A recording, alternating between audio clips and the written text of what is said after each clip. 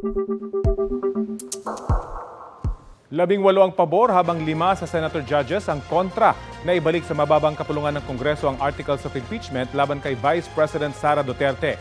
Kausapin natin mismo ang isa sa 5 senator judge na tumutol, si Senator Sherwin Gatchalian. Magandang umaga at welcome po sa Balitang Hali. Good morning, Rafi. Magandang umaga sa ating mga tagapakinig. Opo, unang-una, bakit po kayo bumoto kontra sa pagbabalik ng articles of impeachment sa Kamara?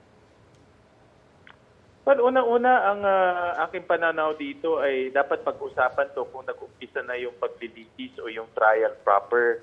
May tamang panahon para pag-usapan to. At pag nag-trial proper na, lahat ay makikita kung ano yung mga argumento, magiging mas transparent at maintindihan ng taong bayan kung ano yung pinag-uusapan. Dahil mabibigyan ng pagkakataon yung prosecution team na ipakita yung mga kanilang argumento, mabibigyan din ng pagkakataon yung defense team para ipakita yung kanilang argumento. So, para sa akin, ito yung tamang proseso. Pangalawa, walang constitution, wala kasing nakasaad doon na ibalik sa Kongreso. Walang ganyan na paraan sa ilalim ng ating saligang batas. Opo. Ang sabi doon, simple lang, pag tinansmit sa Senado, dapat magkaroon ng trial. So, dito na sa trial, pag-uusapan ng mga ganitong issue. Pero Senator, depektibo raw po kasi nakarating na impeachment complaint sa Senado kung kailangan daw muna itong ayusin. Hindi naman daw dinidismiss yung kaso, pero kailangan lang ayusin. At ang makikinabang na rito ay yung talagang maglilitis, which is the 20th Congress. Yun yung aligasyon na defective.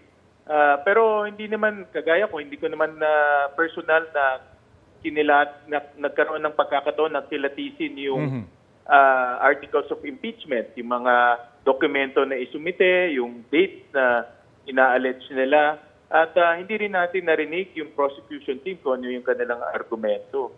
So yan ay mga alegasyon na pwedeng pag-usapan pagdating sa trial proper. At pangalawa nga, hindi naman nakasaad sa Constitution na ang Senado may kapangarihan tingnan kung constitutional o hindi unconstitutional.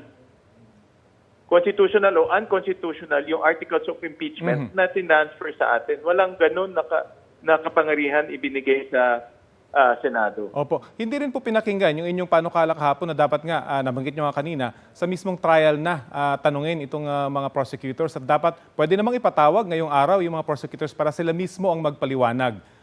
Paano nyo po tinitake yun at nagbotohan na lang kagabi? Nakasaad kasi sa aming rules of impeachment, rule number 7 in particular, na sinasabi doon na pwedeng ilabas yung mga ganitong issue at issue na merong kinalaman sa kaso o sa articles of impeachment.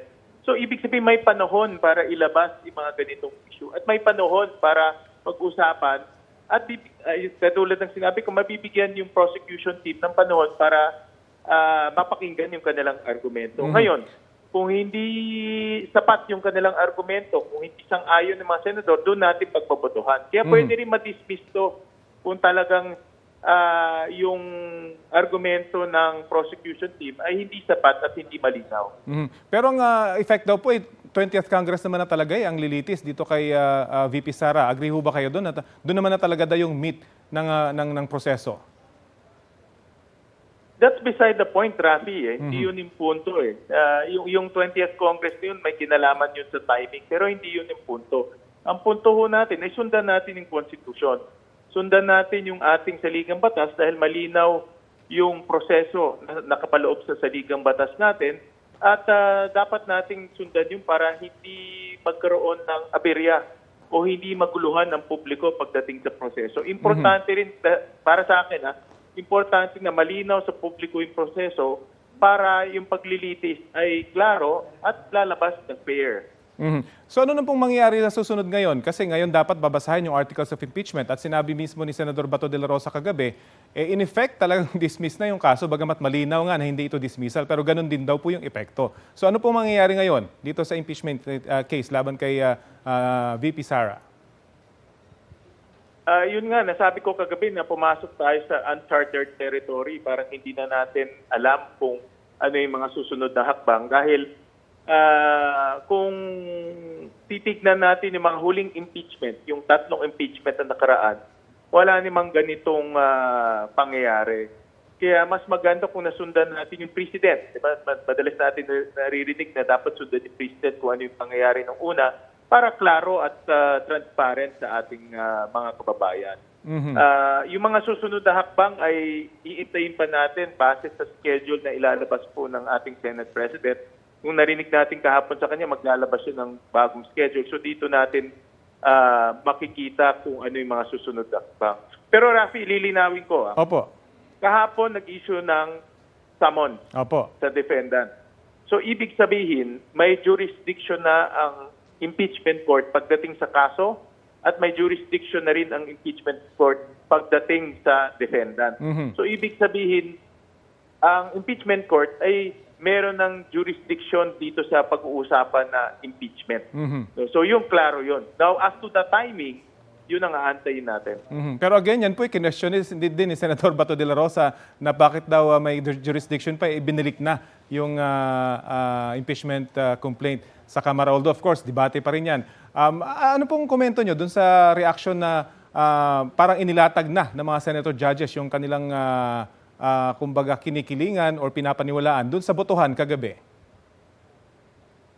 Tingin ko naman, dahil wala pa tayo sa merit, Rafi, ito ang dapat natin maintindihan. Hindi pa natin pinag-uusapan yung kaso, whether guilty or not guilty. Mga technicalities lang to at preliminary. Kaya ako, naniniwala ako, yung boto kagabi, walang kinalaman pa yan pagdating sa merit. Siguro yung iba, no? Pero karamihan ay titignan pa rin yung ebidensyang ilalabas. So ang sinasabi nyo, give everyone the benefit of the doubt. Correct. Katulad ko, ang aking pananaw ay babagsak to sa ebidensyang ipapakita ng prosecution team kung malakas o mahina yung kanilang ebidensya. Maraming salamat po sa oras na ibinahagi nyo sa Balitang Hali. Maraming salamat, Rafi. Senator Sherwin Gatchalian.